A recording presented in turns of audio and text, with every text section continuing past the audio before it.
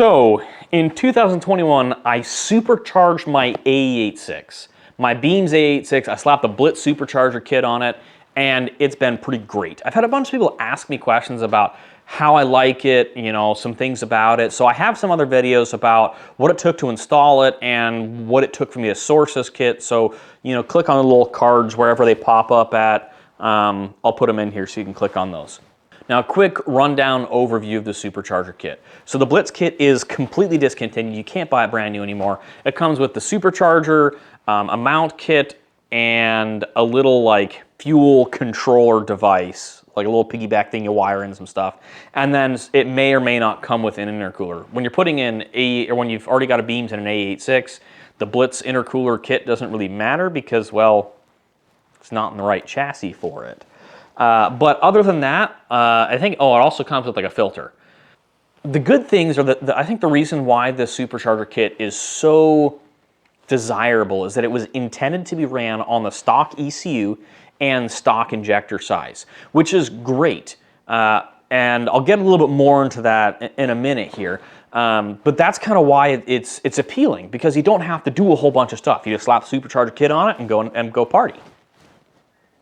So let's go look at it real quick so I can show you all the little dealios with it. The Supercharger is right down there, which if you're looking at that going, hey, that's where the alternator is supposed to be on a Beams, you would be right. That's where the alternator normally is on a Beams. Now, there's another question you might be asking going, what's with that pulley? That looks like it's off an AC compressor. You would also be right. It uses a clutched pulley. So yes, that pulley is very similar to what is on an AC compressor. It has a clutch on it to engage the Supercharger, so it turns on and off. Now, like I said, the kit comes intercooled, and I have opted, obviously, to add an intercooler. You could run it without an intercooler and just be blowing hot air into the intake, and Blitz had it set up that way for, you know, they sold the two different kits, I think. You know, you could use, if you were going to put one of these Superchargers on your A86, you could use an intercooler that has an in and out on the same side. I opted to do it differently. So my intercooler pipe comes out, obviously the Supercharger down at the bottom, comes across, over here, back out this way, and into the throttle body. And I chose to do that because at some point I'm planning on going turbocharged. And I'm just set up for it because the turbo will be over here, obviously. Now, some other things about this kit, let's see if I can show you. It is a super, super tight fit. I don't know if it's going to pick it up, but like, yeah, like, whoop, like right there.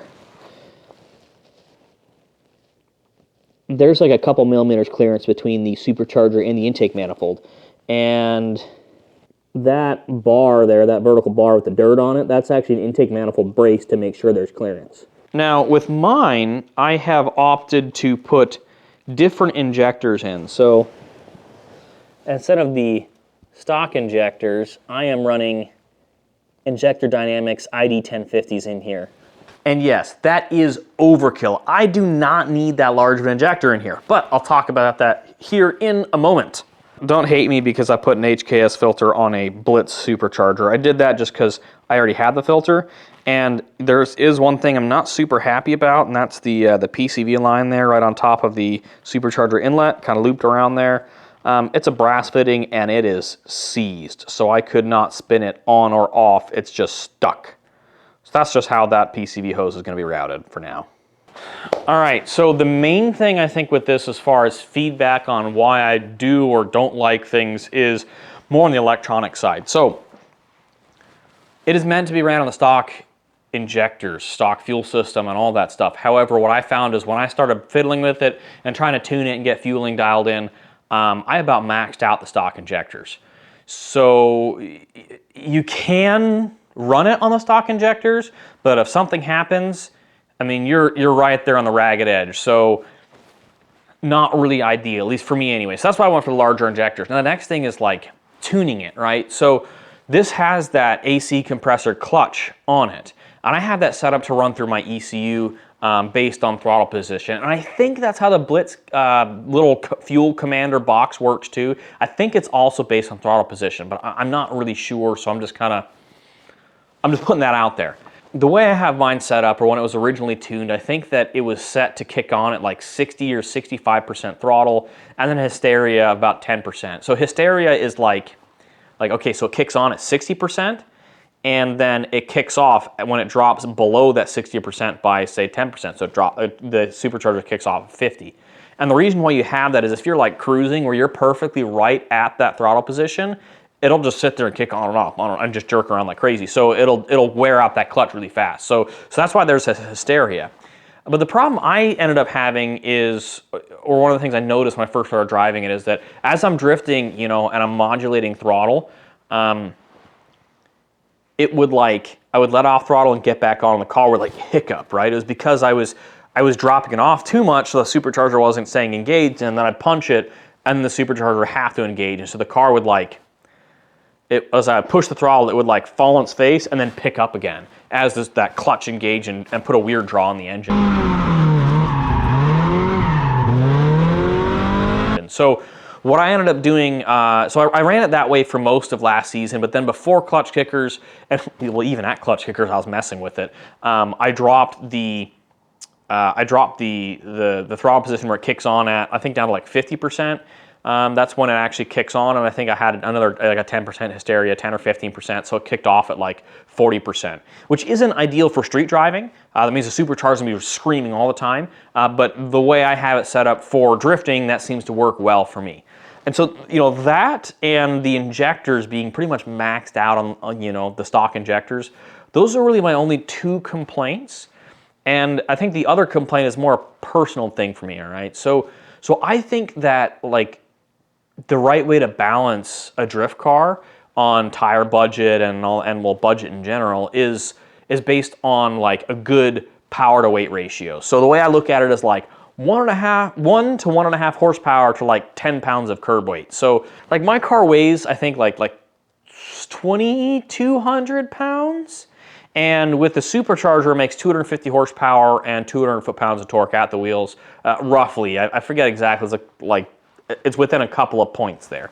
And before the supercharger, it was 200 horsepower and 150 foot-pounds of torque. So I bumped up 50 and 50, which is really cool because it's like instantaneous, right? As soon as the supercharger kicks on, boom, instant extra 50 foot-pounds of torque and 50 horsepower.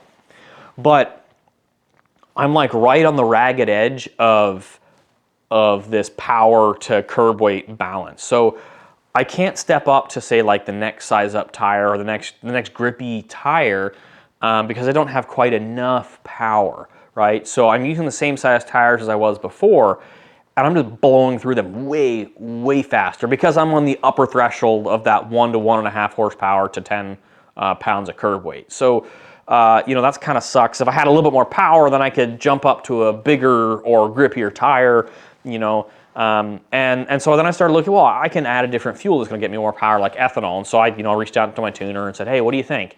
And unfortunately, I guess with a supercharger, I may only see an extra 15 horsepower or so and 15 foot-pounds of torque more with E85. So with the turbocharger, you know, you can just keep ramping boost pressure up, right? So you can, when you add ethanol, you ramp up boost pressure, you run more aggressive timing, and you've got a colder combustion temp, so you can really get aggressive with your timing and make more power. But with a supercharger, you're limited in the amount of boost you can run. And with this, I can't just swap a pulley out and make more boost pressure. So this, it's at like 6 PSI. You know, they can make up to 8, but when we were tuning it, there was no point. Like, it made the same power at 6 as it did at 8 because of adjustments made to variable valve timing. So I was like, yeah, it's fine. Plus, with this having titanium valves and valve train that's meant for high revving, naturally aspirated setup, if I run more boost pressure, it does run the risk of, say, overcoming the valve pressure to keep the valve shut and pushing them open, and then you can get valve to piston contact. But, you know, aside from these things, obviously I freaking love it. It's a great power level, I think, for an 886. For a street car, for street 86, I feel like 200 horsepower, 150 foot-pounds of torque, like, that's like super, super good. And this being at 250 and 200, you know, horsepower torque, it's a pretty good number. In hindsight, it might not have been worth all of the money I spent on it, right? So the supercharger kit, a buddy hooked me up. I got it for about $1,000. Injectors were a couple $100. Intercooler and piping was another couple $100, and so it was kind of, you know, nickel and diming stuff. I would say that with that and the tune, I'm probably into it like $2,500 to $2,800, maybe a little bit more. Whereas if I were to go ahead and turbocharge it, you know, turbocharger would be about $1,000. Manifold would be another $600. Intercooler would be a couple $100, and then injectors a couple $100, and then after the tune, so I'd be at like right at the $3,000 mark for, I think, a good turbocharge setup. So it really wouldn't have been that much more money, and I would have been able to make a whole lot more power. But you know, this has this really cool nostalgic thing to it. So one of the cool things, one of the draws to this for me was that it's like a period correct piece, right? So the Supercharger was built or meant for the Altezza, early 2000s. I just get nerdy about stuff like that. And on top of that, it's like paying homage to the 4AG ZE, the supercharged 4AG that was in the AW11 MR2, because that came with a very similar style supercharger, and it's actually, it's like the older version of this one, right? So the 4AG ZE supercharger is like the older version of the one that's in my car, the Blitz kit here. So that's pretty cool. And it has that same kind of technology, uses an AC compressor clutch on the pulley, that's cool. So like those kind of things made me super, you know, geeked out about it. Unfortunately, one of the downsides to this kit is that because it's discontinued, it's difficult to get service parts. On eBay, you can buy a rebuild kit or send it in.